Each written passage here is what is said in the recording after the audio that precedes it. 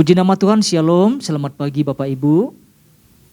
Pada pagi hari ini kita bersama-sama mau belajar apa yang menjadi pesan Tuhan di dalam kehidupan setiap kita. Dan saya percaya setiap kita tetap bersemangat ya, untuk terus belajar, untuk terus menangkap apa yang menjadi arahan Tuhan di dalam kehidupan setiap kita. Ya. Pesan Tuhannya berbicara tentang melompati tembok bersama Tuhan. Ya, melompati tembok bersama Tuhan. Bapak Ibu yang terkasih di dalam nama Yesus, apa yang kita renungkan ketika Tuhan memberikan pesan ini? Atau bayangan apa yang kita pikirkan ketika Tuhan memberikan pesan ini kepada setiap kita tentang melompati tembok bersama Tuhan. Ya. Karena kalau kita perhatikan, kata kunci yang harus kita garis bawahi di sini adalah bersama Tuhan. Ya. Karena kalau tidak bersama Tuhan, maka kita bisa membayangkan apa yang akan terjadi. Kita bisa memastikan apa yang akan terjadi ke depan sana nanti. Jika itu tidak bersama dengan Tuhan. Karena ada firman Tuhan yang mengatakan, sebab di luar aku kamu tidak berbuat apa-apa, tidak dapat berbuat apa-apa. Jadi saya melihat pesan ini, kata ini begitu penting untuk kita tangkap dan renungkan bersama-sama. Ya. Sekali lagi Bapak Ibu, kita belajar bersama-sama ya. Dan ternyata Tuhan mau kita belajar lewat kehidupan Daud. Kita tahu bahwa perjalanan kehidupan Daud itu bukanlah sesuatu yang mudah.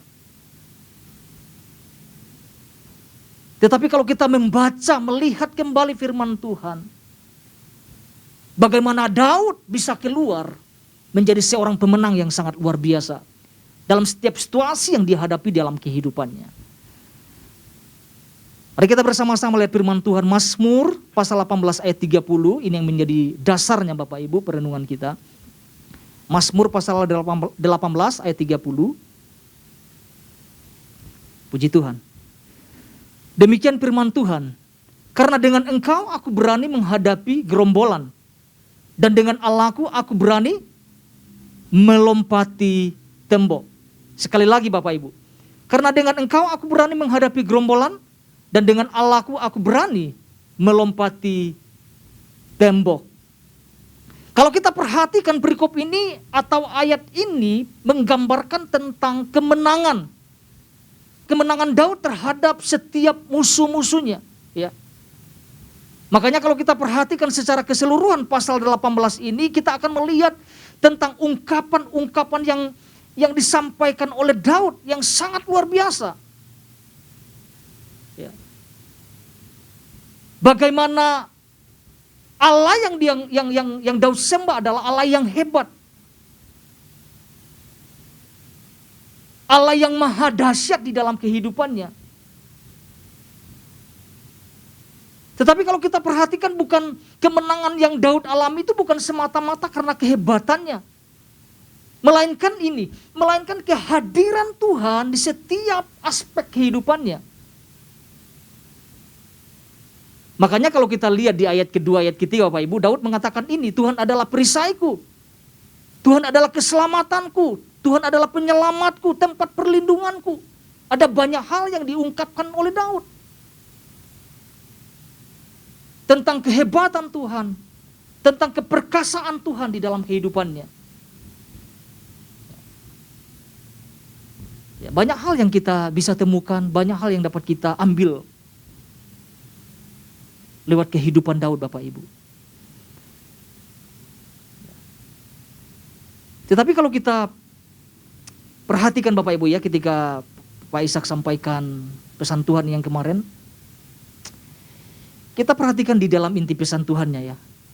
Dikatakan gini Bapak Ibu, bahwa pesan Tuhan ini adalah kabar gembira buat setiap kita. Ini yang harus kita renungkan, kabar gembira loh Bapak Ibu. Mungkin bertubi-tubi, pergumulan, Mungkin tembok-tembok yang kita hadapi. Ya, dengan masalah-masalah ya. Membuat kita kehilangan arah dan sebagainya. Mengalami kekalahan di dalam kehidupan setiap kita.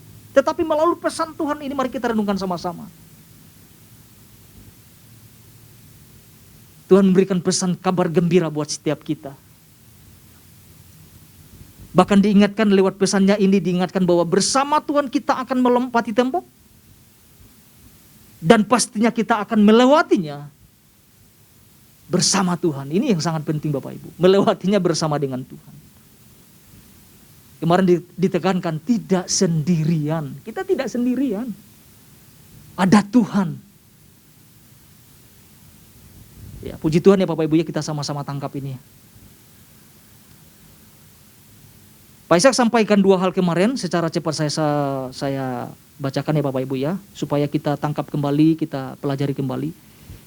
Ada dua hal yang disampaikan, ambil keputusan untuk sungguh-sungguh berjalan bersama Tuhan dan dalam kebenarannya.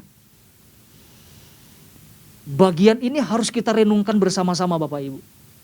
Ya, saya percaya setiap kita punya perenungan ya masing-masing ya ketika kita menangkap pesan Tuhan ini. Yang kedua, ambil keputusan untuk meningkatkan diri. Karena semakin seseorang meningkat, tembok akan semakin mudah untuk dilewati. Luar biasa Bapak Ibu. Nah, hari ini Bapak Ibu kita akan belajar satu hal. Satu hal ini yang dapat kita pelajari bersama-sama, ini yang saya mau sampaikan adalah ambil keputusan untuk mendekat dan meminta pertolongan Tuhan dengan sikap hati yang sungguh-sungguh. Saya ulangi ya Bapak Ibu ya. Ambil keputusan untuk mendekat dan meminta pertolongan Tuhan dengan sikap hati yang sungguh-sungguh. Ada dua kata kunci yang dapat kita pelajari lewat poin ini Bapak Ibu. Kata kunci yang pertama adalah datang mendekat kepada Tuhan. Mendekat yang dimaksudkan bukan sekedar ada perlunya saja. Bukan ada maunya saja. Contohnya gini, kalau lagi ada kesulitan baru cari Tuhan. Tetapi kalau keadaannya baik, keadaannya aman-aman saja, malah menjauh dari Tuhan. Ya bahkan datang ke rumah Tuhan ya setahun sekali ya.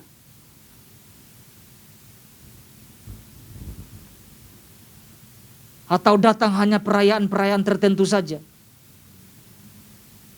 Kata kunci yang kedua adalah meminta pertolongan dengan sikap hati yang sungguh-sungguh. Artinya gini Bapak Ibu, artinya adalah harus ditunjukkan dengan sikap hati yang benar. Bahwa memang kita sangat memerlukan kuasanya. Kita memerlukan pertolongannya setiap waktu. Bukan lagi kepepet baru nyari Tuhan. Ya, pada umumnya itu terjadi kepada anak-anak Tuhan Bapak Ibu. Lagi sulit. Ya lagi kepepet baru mau nyari-nyari Tuhan.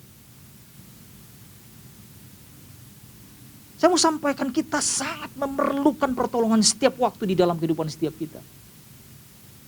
Makanya kita mesti datang.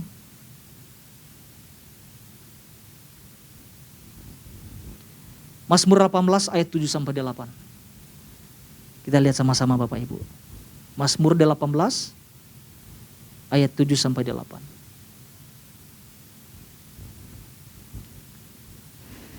Ketika aku dalam kesesakan, aku berseru kepada Tuhan.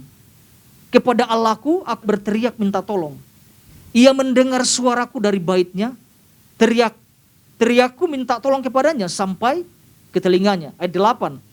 Lalu goyang dan goncanglah bumi dan dasar-dasar gunung gemetar dan goyang. Oleh karena menyala-nyala murkanya. Dari ayat ini kita bisa melihat tentang pembelaan Tuhan yang luar biasa atas hidup Daud Bapak Ibu. Karena kalau kita perhatikan di ayat 8, kita bisa melihat ada sesuatu yang terjadi. Apa yang terjadi? Dikatakan lalu goyang dan goncanglah bumi. Ya. Dan dasar-dasar gunung gemetar dan goyang oleh karena menyala-nyala murkanya. Pertanyaan saya adalah gini Bapak Ibu. Pada saat kapan dasar-dasar gunung gemetar dan goncang? Pada saat kapan? Pada saat Daud itu mendekat menghampiri Tuhan. Ketika dia berseru kepada Tuhan. Itu Alkitab catat loh Bapak Ibu.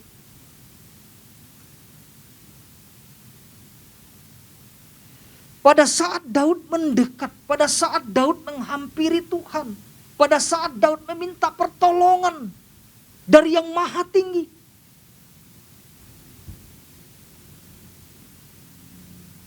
Ya, dari ayat ini kita bisa melihat bahwa Tuhan itu hadir Bapak Ibu.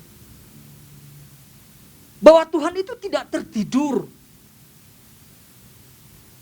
Bahwa pembelaan Tuhan itu selalu nyata kepada setiap anak-anaknya. Khususnya yang mau datang kepadanya ya. Ada seruan-seruan yang disampaikan Daud. Ketika Daud berseru.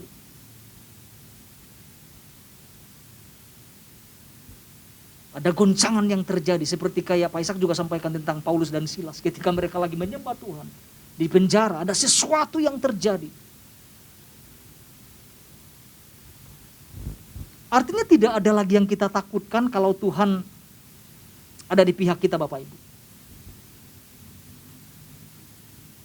Selama ada Tuhan di pihak kita tidak perlu takut.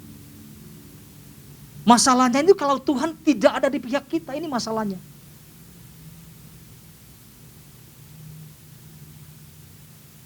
Saya merenungkan ini Bapak Ibu, saya percayalah setiap kita mungkin menghadapi berbagai persoalan hidup. Berbagai mungkin tembok-tembok kehidupan yang kita hadapi di dalam kehidupan setiap kita. Mungkin sulit kita lewatinya. Tapi bersama Tuhan, kita bisa melaluinya. Kita bisa melewatinya.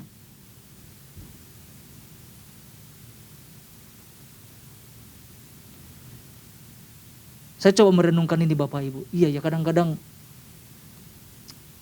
silih berganti loh Bapak Ibu. Datang setiap pergumulan di dalam kehidupan setiap kita. Ada yang kuat menghadapinya, ada yang bisa melewatinya, ada yang tidak. Apa yang membedakannya? Yang membedakannya adalah ketika orang melangkah dengan kekuatannya sendiri. Tidak ada Tuhan yang menyertainya. Coba kita renungkan Bapak Ibu. Bertubi-tubi datang. Kita sudah ngalaminnya selama 2,5 tahun, mau 3 tahun ini.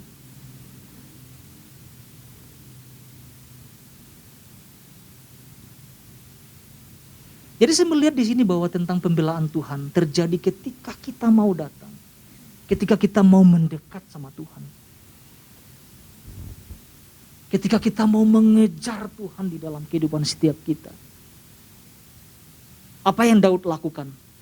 3 hal yang dilakukan oleh Daud Bapak Ibu. Yang pertama dia berseru kepada Tuhan.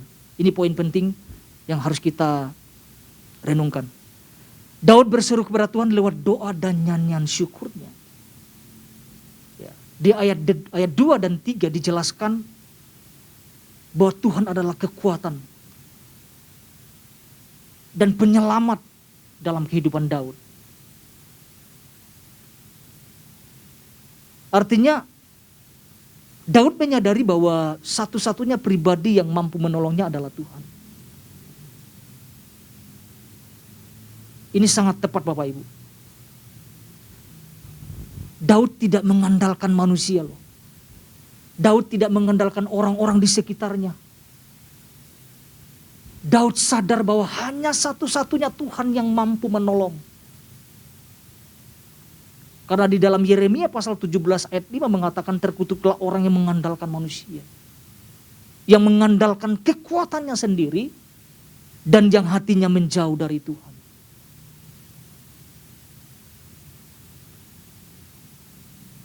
Daud tidak lakukan ini Bapak Ibu. Tapi Daud melakukan bagaimana dia datang. Berseru kepada Tuhan. Ya. Ya, manusia sangat terbatas Bapak Ibu. Tapi kadang-kadang juga masih terjadi ya.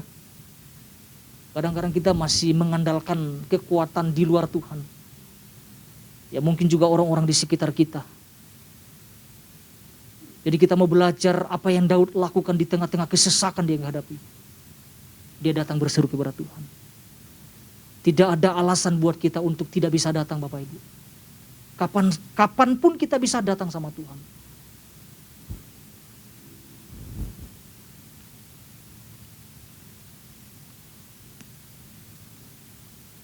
Yang kedua adalah Daud menyadari tentang keterbatasan dirinya.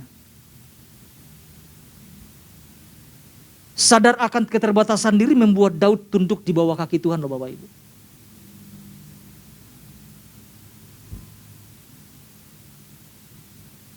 Tetapi kalau kita perhatikan bukan hanya tunduk, namun juga Daud hidup sesuai dengan hukum-hukum Tuhan. Pak Ishak sudah jabarkan ya kemarin ya. Bayangkan Daud hidup dalam ketetapan-ketetapan Tuhan. Menyadari tentang keterbatasan diri yang membuat Daud datang dan tunduk menghampiri Tuhan.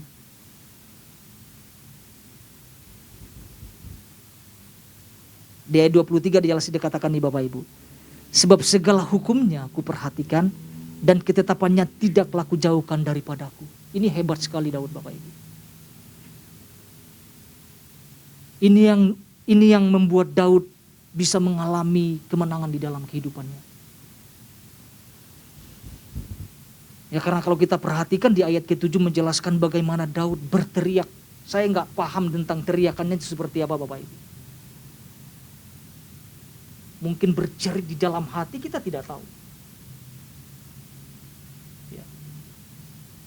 Karena posisinya mungkin sebelumnya ya, mungkin dalam kondisi yang sangat terjepit ya. Ya. Bagaimana musuh-musuhnya mengepung Daud ya.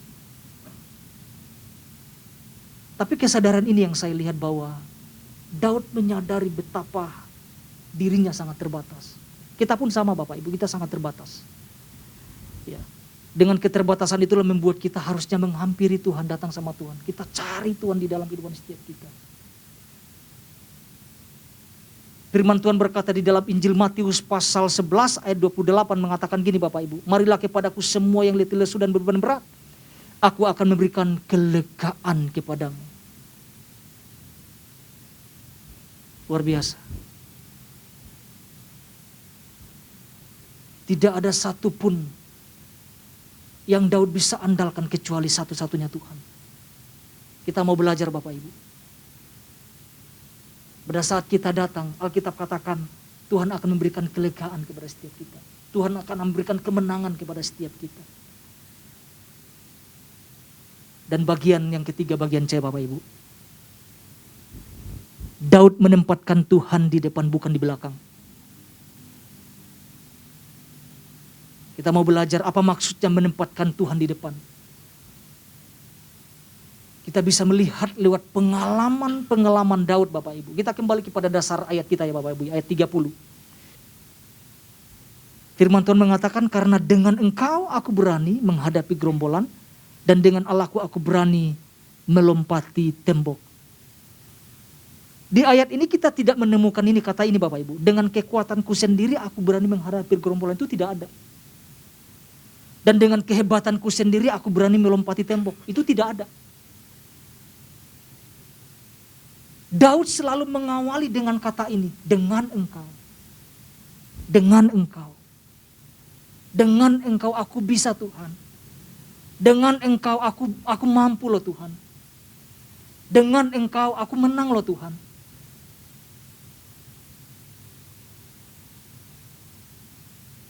Makanya saya renungkan jangan sampai kita memposisikan Tuhan di belakang. Jangan menempatkan Tuhan di nomor sekian di dalam kehidupan setiap kita.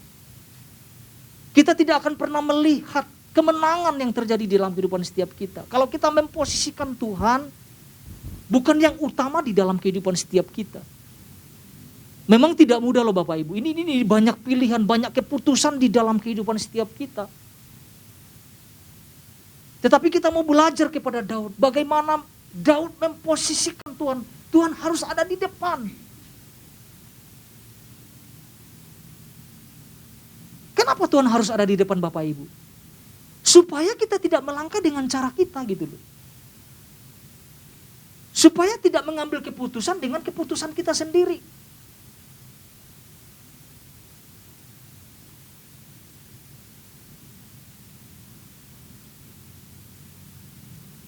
Daud dengan jujur mengatakan tidak berani menghadiri apapun kalau Tuhan tidak ada di depan.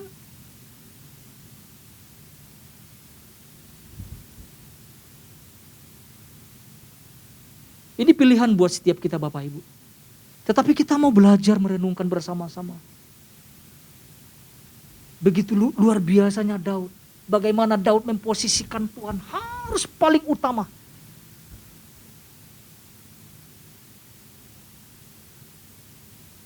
Saya merenungkan itu.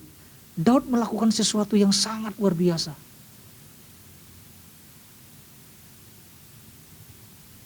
Kata-katanya jelas. Kata-katanya tegas, dengan Tuhan, dengan Engkau. Aku mampu Tuhan, aku bisa Tuhan. Tujuannya sederhana Bapak Ibu. Kenapa Tuhan harus di posisi depan? Supaya kita bisa belajar mengandalkannya. Kita bisa lihat cara-cara Tuhan menuntun kita, mengarahkan kita untuk meraih kemenangan. Kita nggak tahu tembok apa yang kita hadapi. Mungkin ada tembok yang besar dan tinggi yang kita hadapi. Tapi bersama dengan Tuhan, kita pasti mampu melewatinya. Bukan karena dengan kekuatan kita loh Bapak Ibu. Tapi Daud mengatakan dengan Tuhan. Jadi firman Tuhan ini tidak mau saya panjang lebarkan Bapak Ibu. Ini yang Tuhan berikan kepada setiap kita untuk sama-sama kita renungkan. Jadi apa yang kita renungkan, ambil keputusan untuk mendekat dan meminta pertolongan Tuhan dengan sikap hati yang sungguh-sungguh. Tuhan Yesus memberkati setiap kita.